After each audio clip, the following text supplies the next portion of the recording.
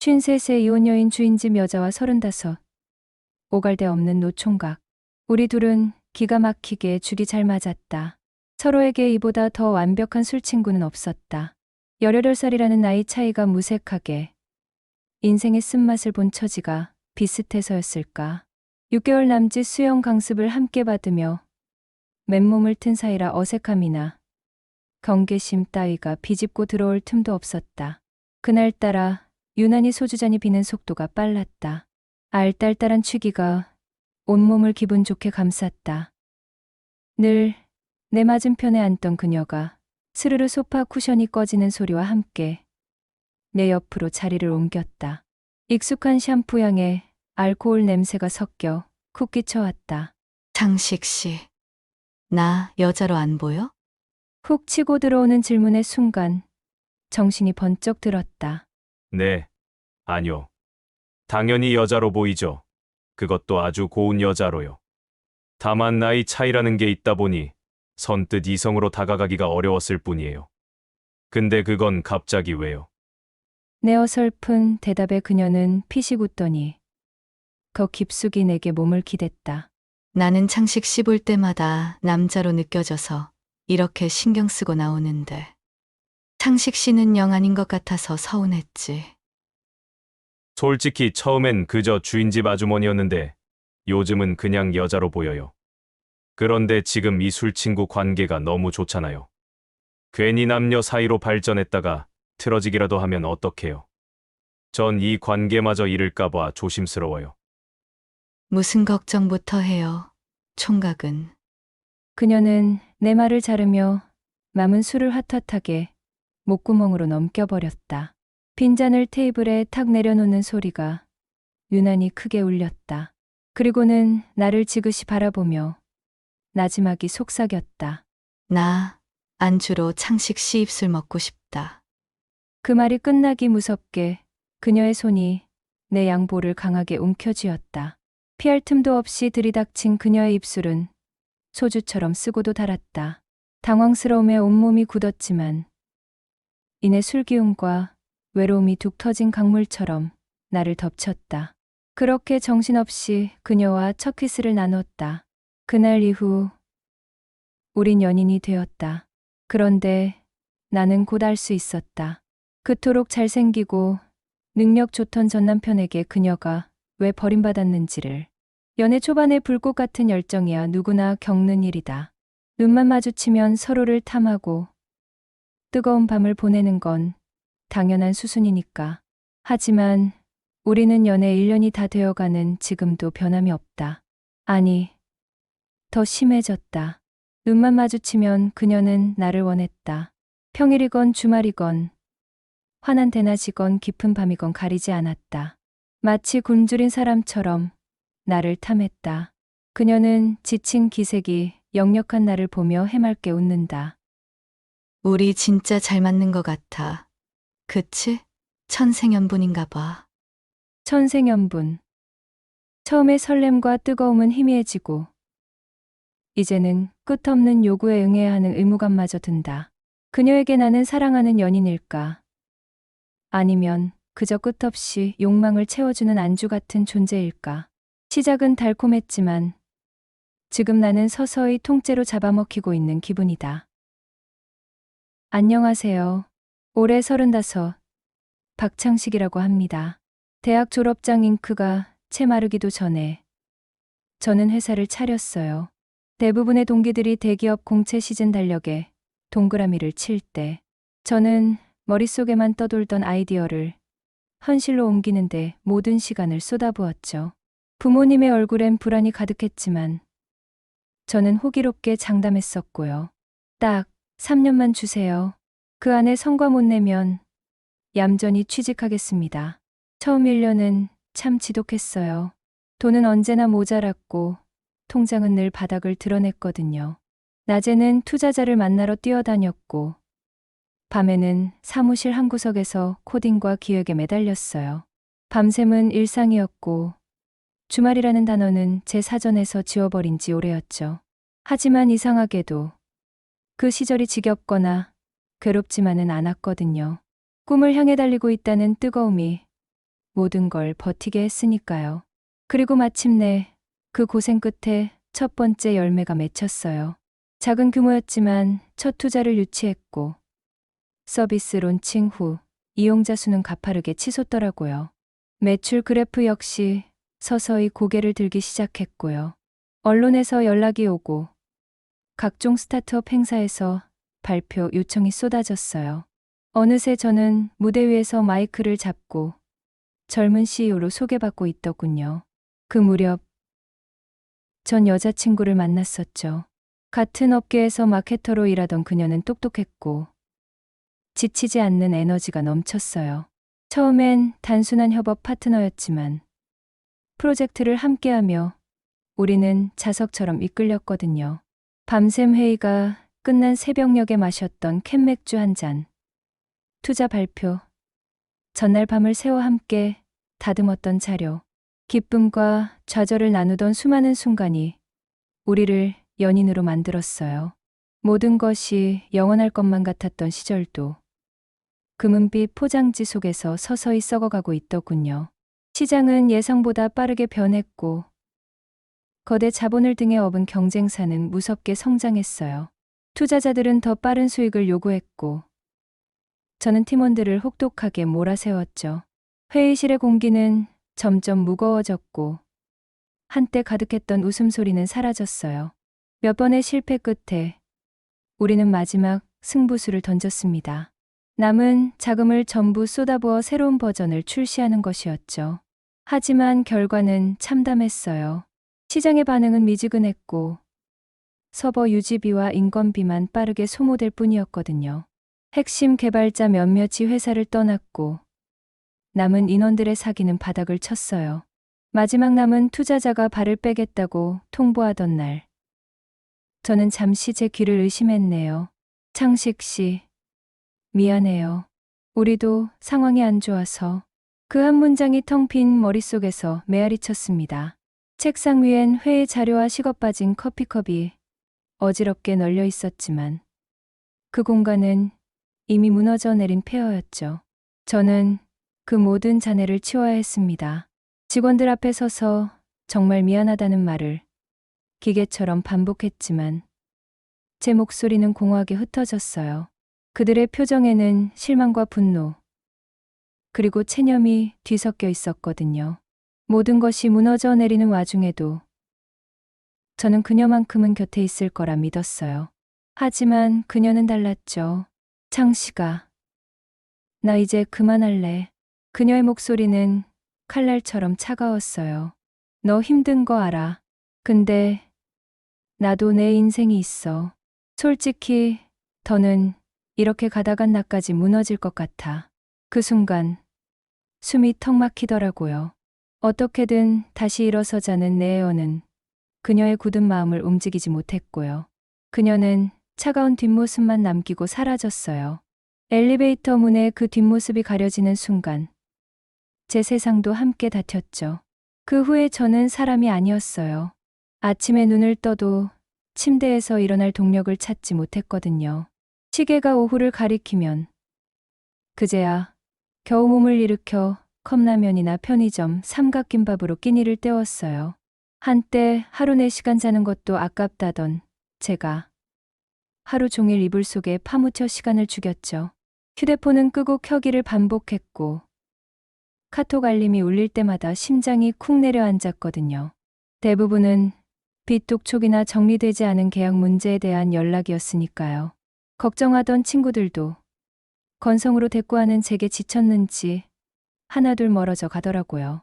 어느 날 문득 마주한 거울 속에는 낯선 남자가 서 있었어요. 수염은 덥수룩했고 눈 밑은 시커멓게 꺼져 있었죠. 그 순간 이런 생각이 뇌리를 스치더군요. 내 인생을 이대로 끝낼 순 없다. 저는 모든 걸 정리했어요. 남은 가구는 헐값에 팔고 책과 옷은 박스에 담아 중고거래 앱에 올렸고요. 통장에 남은 건 3자릿수, 잔고와 보증금 일부뿐. 지하철 2세 정거장만 가면 닿는 도심에서 살짝 비껴난 조용한 동네에 원룸을 계약했네요. 그녀를 다시 만난 건 바로 그 원룸을 보러 간 날이었어요. 2층 복도 끝 201호 앞에서 저를 기다리던 그녀는 무심한 표정으로 말하더군요. 302호 보러 오신 분 맞으시죠? 이쪽입니다. 보증금은 500에 월세 30 관리비는 포함이에요.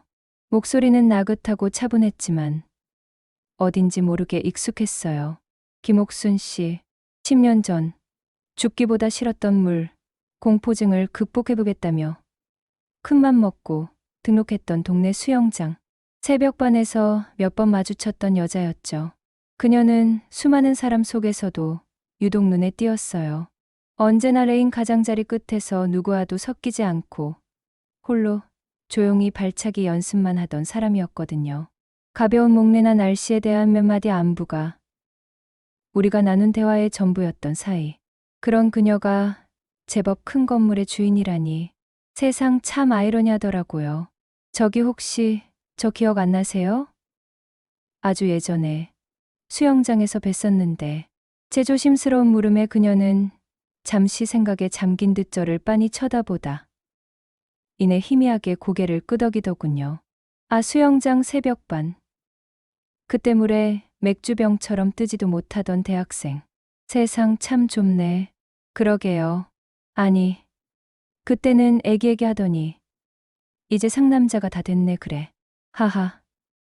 저도 이제 몇 년만 더 있으면 40이에요.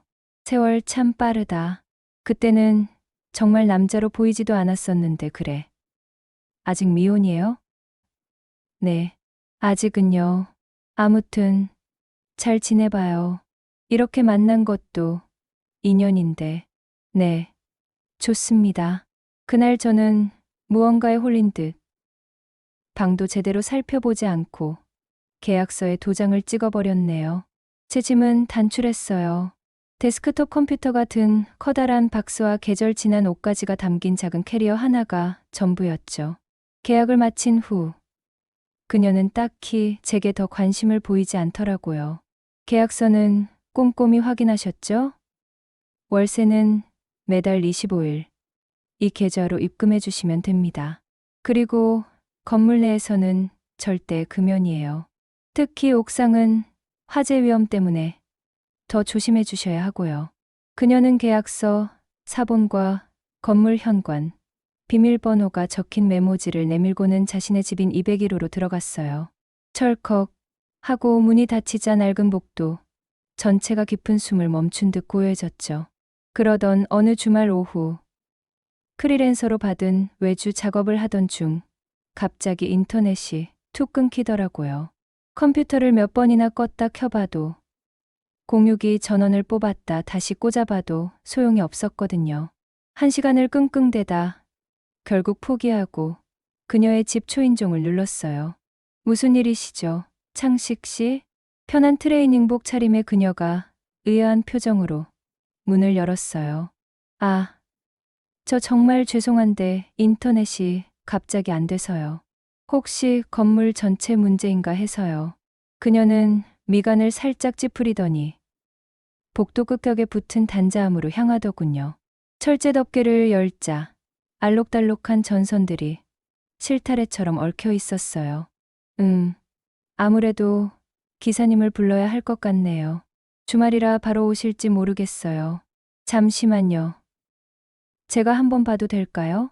제가 예전에 이쪽 일을 좀 해서 간단한 문제면 해결할 수 있을지도 몰라요. 제 말에 그녀는 반신반의하는 눈빛으로 저를 쳐다보더니 이내 조용히 자리를 비켜주더라고요. 다행히 문제는 간단했어요. 허브의 전원 케이블이 헐거워져 접촉 불량이 된 탓이었거든요. 케이블을 다시 꽉 끼워주고 몇몇 선들을 정리하자 5분도 안 돼 문제는 해결됐어요. 진짜 되네요. 고맙습니다. 저녁이라도 사야 할 것 같은데. 아닙니다. 이 정도 가지고 뭐려. 덕분에 저도 인터넷 쓰게 된 거려. 어색하게 웃으며 돌아서려는데 그녀가 저를 붙잡았어요. 잠깐만요. 그럼 혹시 괜찮으시면 맥주라도 한잔 하시겠어요? 마침 냉장고에 사다 놓은 게 있는데. 늘 사무적이고 경계심 가득했던 그녀가 먼저 건넨 사적인 제안. 저는 잠시 망설였지만 왠지 거절하고 싶지 않더라고요. 저는 웃으며 고개를 끄덕였죠. 그날 처음으로 그녀의 공간에 발을 들였어요. 집은 그녀의 성격처럼 먼지 하나 없이 정갈했거든요. 거실 한쪽엔 그녀가 듣는 듯한 첼로 CD 몇 장이 꽂혀 있었고 햇살 드는 창가엔 크고 작은 화분들이 나란히 놓여 있었죠. 그녀는 냉장고에서 시원한 캔맥주, 예캔과 치즈 과자를 꺼내왔어요. 정말 전문가시네요. 저는 이런 기계만 보면 머리가 아파서. 아닙니다. 예전에 매일 하던 일이라 손에 익어서요. 어색한 침묵 속에서 우리는 거실 테이블에 마주 앉아 맥주를 마셨어요. 근데 창식 씨는 어쩌다 이 동네까지 오게 됐어요? 예전에 수영장에서 들었을 땐 IT 회사 차렸다고 들었던 것 같은데. 그녀의 갑작스러운 질문에 저는 잠시 할 말을 잃었죠. 처참하게 망해버린 과거를 어디서부터 이야기해야 할까? 애써 아무렇지 않은 척 대답했어요. 그냥 좀 쉬고 싶어서요. 사업이 생각보다 저랑 잘 안 맞는 것 같기도 하고 좀 지치기도 했고요. 그렇군요. 쉬는 것도 용기가 필요한 일이죠. 그녀는 더 묻지 않더군요. 그 침묵이 오히려 고마웠어요. 그럼 결혼할 여자친구는 있어요? 아니요. 없어요. 집에서 일만 하지 말고 밖에 나가 운동도 좀 하고 사람도 만나고 그래요. 보니깐 매일 집 안에만 있는 것 같던데. 네, 요즘은 사람 만나는 게 좀 무섭네요. 누구나 살다 보면 그럴 때가 있죠. 나도 그랬어요. 이혼하고 나서 만나는 사람마다 왜 이혼했냐? 남편이 바람 피웠냐? 그런 질문들 때문에 그럴 땐 사람 안 만나는 게 약이더라고요. 그러다 보면 시간이 지나고 무뎌지기 마련이니까요. 그때 처음 알았네요. 그녀가 이혼한 상처를 안고 있다는 것을. 그날 술 기운을 빌려 처음으로 그녀의 눈을 제대로 바라보았어요. 깊이를 알 수 없는 검은 눈동자 속에 짙게 감춰진 쓸쓸함이 보였거든요. 그 쓸쓸함이 제 마음 가장 아픈 곳을 건드렸죠. 맥주 한 캔을 나눈 그날 이후 우리는 조금씩 가까워졌어요. 저는 담배를 태우러 옥상에 자주 올라갔죠. 주인 여자는 옥상에서 작은 정원과 텃밭을 꾸미는 게 취미였고요. 그래서 자주 마주쳤어요. 텃밭에는 라벤더, 로즈마리, 바질 같은 허브들이 향기롭게 자라고 있었고 스티로폼 박스를 재활용한 화분에는 빨간 방울토마토가 보석처럼 열려 있었죠. 그녀가 낡은 물조리개로 화분에 물을 주는 모습을 보며 제가 슬쩍 말을 걸었어요. 이거 전부 직접 키우시는 거예요? 정말 대단하시네요. 전 선인장도 말려 죽이는 사람인데. 제 말에 그녀는 처음으로 소리내어 환하게 웃더군요. 별거 아니에요. 그냥 이렇게 흙 만지고 있으면 복잡했던 마음이 좀 편해져서요. 그 웃음 속에 그녀가 홀로 견뎌온 시간의 무게와 그럼에도 무너지지 않으려 애써온 단단함이 묻어 있었어요. 어느 날 오후 그녀가 옥상에서 커다란 흙포대를 옮기느라 낑낑대는 것을 보았어요. 가녀린 몸으로 20kg짜리 포대를 들기엔 역부족해 보였거든요. 제가 다가가 포대를 번쩍 들어 그녀가 가리키는 곳으로 옮겨주었죠. 아, 고마워요. 창식 씨. 그녀가 흙 묻은 손을 급히 옷에 닦으며 말했어요.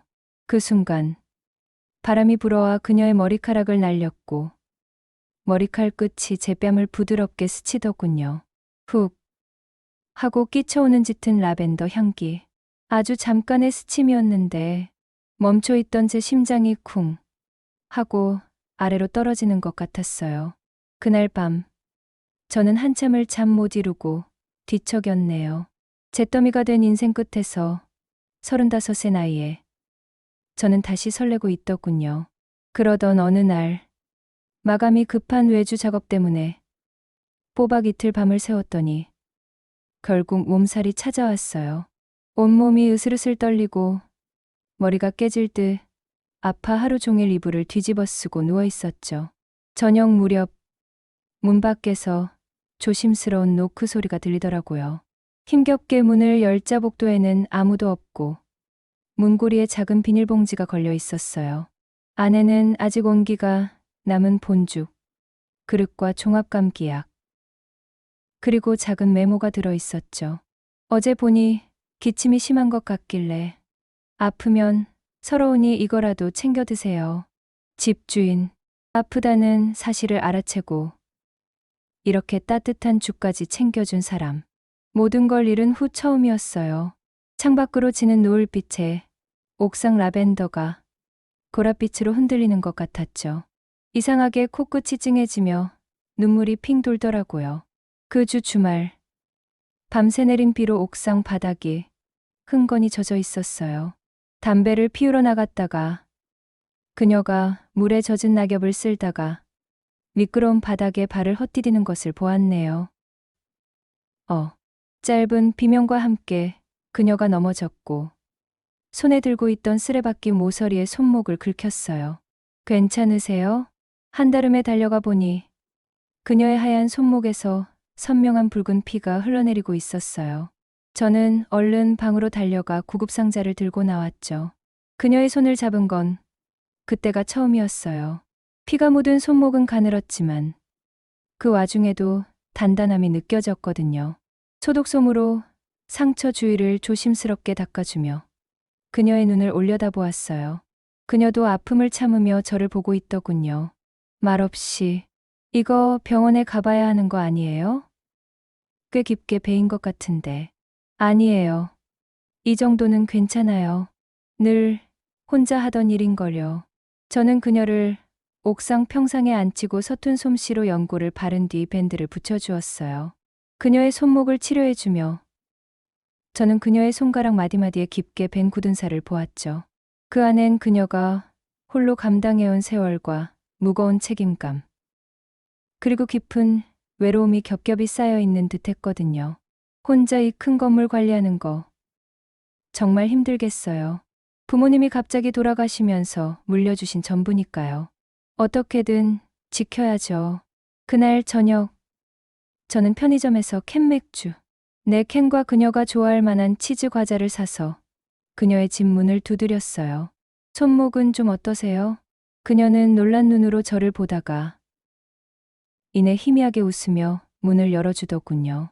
우리는 다시 그녀의 집 거실 테이블에 마주 앉았어요. 그날 밤 술 기운이 오르자 그녀가 불쑥 물었죠. 혼자 있는 게 익숙하다고 생각했는데 가끔 이렇게 다치거나 아픈 날 밤이면 덜컥 무서워져요. 이 넓은 집에 정말 나 혼자 덩그러니 남겨진 것 같아서 저는 조용히 고개를 끄덕였어요. 그 말이 너무도 아프게 이해되었으니까요. 저도요. 불 꺼놓고 조용히 누우면 실패했던 그날의 감각이 자꾸 생생하게 되살아나요. 심장이 차갑게 식으면서 바닥으로 꺼지는 기분, 저도 그 기분이 뭔지 알아요. 나도 모르게 가장 깊은 속마음을 털어놓고 말았네요. 그녀는 제게로 천천히 다가와 말없이 섰어요. 아주 가까운 거리, 그녀의 숨결에 섞인 쌉쌀한 라벤더 향이 느껴지는 거리였죠. 그녀의 손이 조심스럽게 제 뺨에 닿았어요. 심장이 너무 크게 뛰어 그녀에게 들릴까봐 저는 숨을 죽였거든요. 창식 씨? 그녀의 목소리는 낮게 잠겨 있었지만 손끝의 미세한 떨림이 고스란히 느껴졌어요.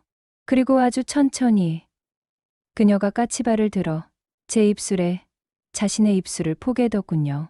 밀어내지 않았어요. 오히려 그 순간 제 몸 어딘가에 오래도록 닫혀있던 감각의 문이 조용히, 그리고 아주 천천히 열리고 있었죠. 입술이 다시 닿는 순간 제 안에 단단하게 쌓여있던 방어벽이 천천히, 하지만 확실하게 녹아내렸어요. 그녀가 나지막이 속삭였죠. 싫으면 지금 말해요. 창식 씨. 저는 고개를 저었어요. 아니에요. 지금 너무 좋아서 미칠 것 같아요. 그날 밤, 주인과 세입자였던 우리는 서로의 길고 외로웠던 밤을 처음으로 함께 보냈습니다. 얇은 커튼 사이로 아침 햇살이 부서지듯 스며들고 있었어요. 저는 천천히 눈을 떴죠. 허리깨에 낯설지만 포근한 무게가 느껴지더라고요. 고개를 돌리자 옥순 씨의 평온한 얼굴이 바로 옆에 있었어요. 그 순간 그녀가 긴 속눈썹을 파르르 떨며 눈을 떴네요. 일어났어요? 그녀가 잠이 덜 깬 목소리로 속삭였어요. 어젯밤 꿈 아니었죠? 저는 웃으며 대답했어요. 꿈 아니었어요. 분명히 따뜻했어요. 그날 이후 우리의 일상은 분명하게 달라졌죠. 그녀의 식탁엔 늘 두 벌의 수저가 놓였고 제 작은 냉장고엔 그녀가 좋아하는 반찬들이 자리를 잡았거든요. 하지만 그 행복은 오래가지 않았어요. 바로 다음 주 여동생에게서 전화가 왔더라고요. 오빠, 나 다음 주에 내려갈게. 엄마 아빠가 걱정이 태산이야. 그 말 한마디에 심장이 철렁 내려앉았죠. 옥순 씨와의 관계, 이걸 철없는 동생이 알게 된다면 과연 이해해 줄 수 있을까? 며칠 뒤 동생 민정이가 들이닥쳤어요. 그리고 제 원룸보다 옥순 씨의 집에 제 흔적이 더 많다는 걸 알게 된 순간 동생의 얼굴은 싸늘하게 굳더군요. 오빠, 저 집주인 아줌마랑 이상한 사이야? 제정신이야? 나이 차이가 몇 살인데 저 여자한테 홀린 거 아니냐고. 그때 옥순 씨가 조용히 다가와 입을 열었어요. 민정 씨라고 했죠? 창식 씨. 여기서 잘 지내고 있어요. 너무 걱정 마세요. 그녀의 차분함은 오히려 동생의 의심에 불을 지폈죠. 그날 밤 저는 옥순 씨 방 앞에서 한참을 서성이다 결국 문을 두드렸어요. 옥순 씨, 혹시 우리가 잘못 생각한 걸까요? 내 동생 말이 맞을지도 몰라요. 이건 정상이 아닐지도. 그녀는 제 말을 끝까지 듣지 않고 고개를 저었어요. 아니요. 전 지금이 제 삶에서 가장 따뜻하고 행복해요. 하지만 창식 씨가 흔들린다면 나는 괜찮아요. 우리는 언제든 세입자와 집주인으로 돌아갈 수 있어요. 그 말에 저는 와르르 무너지며 눈물이 나더라고요. 내가 단지 외로워서 그녀를 붙잡은 걸까? 아니면 정말 그녀를 온 마음 다해 사랑하게 된 걸까? 며칠 후 옥순 씨가 작은 라벤더 화분 하나를 제 방 앞에 놓아두었더라고요. 화분 받침 아래엔 작게 접은 편지가 있었어요. 혹시나 당신 마음이 다치기 전에 이 마음만은 꼭 전하고 싶어서요. 나는 이 나이에 누군가를 다시 마음에 들이는 것이 두려우면서도 너무나 절실했어요. 단지 외로움 때문이 아니라 내 깊은 상처를 한눈에 알아봐주는 한 사람. 당신은 내게 그런 사람이었어요. 당신 덕분에 처음으로 내 남은 시간을 누군가와 함께 걷고 싶다는 생각을 하게 됐어요. 그 사람이 당신입니다.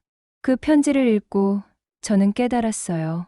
우리가 가진 이 낯선 감정이 어쩌면 젊은 날의 그 어떤 뜨거운 열정보다 더 깊고 귀한 것일 수 있다는 것을요.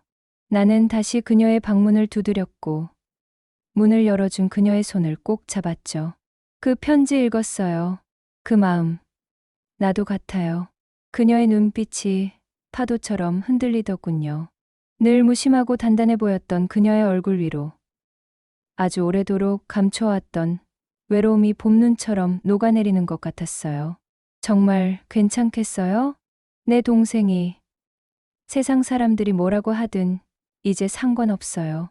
사업에 실패했던 나, 도망쳤던 나는 이제 없고요. 지금 옥순 씨 옆에 있는 이 남자가 진짜 나예요.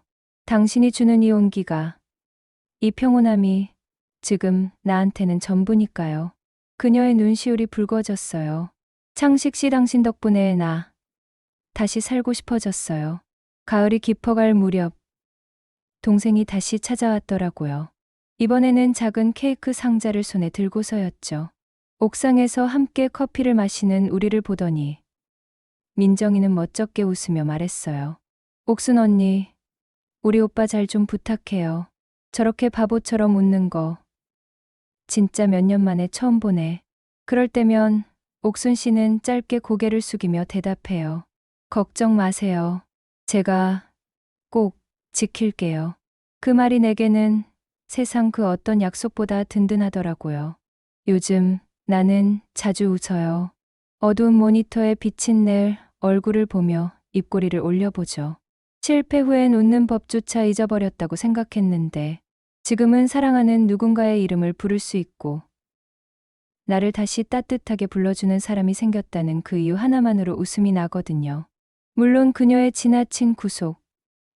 마치 중학생 아들을 대하듯 오늘 뭐 했어? 밥은 왜 남겼어? 꼼꼼히 챙기는 성격이 가끔 숨 막힐 때도 있었어요. 하지만 시간이 지나며 나는 알게 되었죠. 그것이 서툴지만 가장 진실된 그녀만의 애정 표현이라는 것을요. 그리고 그녀는 잠자리에서도 그동안의 공허함과 외로움이 한꺼번에 터져나온 듯 언제나 나를 온전히 원했고요. 나는 불 꺼진 거실을 지나 그녀의 방으로 향하며 생각했어요. 그래, 이게 행복이지. 내가 들어서자 그녀는 이불 속에서 고개를 내밀더군요. 씻었어? 얼른 와. 내일 아침에 내가 손수 끓인 미역국 먹여줄게. 그 목소리에 마음 깊숙이 따뜻한 무언가가 번지는 걸 느꼈어요. 나는 그녀 옆에 누워 품에 안았죠. 나이 차도, 세간의 시선도, 과거의 상처도 더 이상 중요하지 않았거든요. 서로가 서로를 선택했고, 그 선택이 매일의 삶을 조금 더 단단하게, 그리고 조금 더 따뜻하게 만들고 있었으니까요. 나는 속으로 중얼거렸어요. 옥순 씨, 당신이 있어서 나는 이제 완전히 집을 찾았어. 그렇게 두 사람의 밤은 오래도록 이어질 행복의 시작이 되었답니다.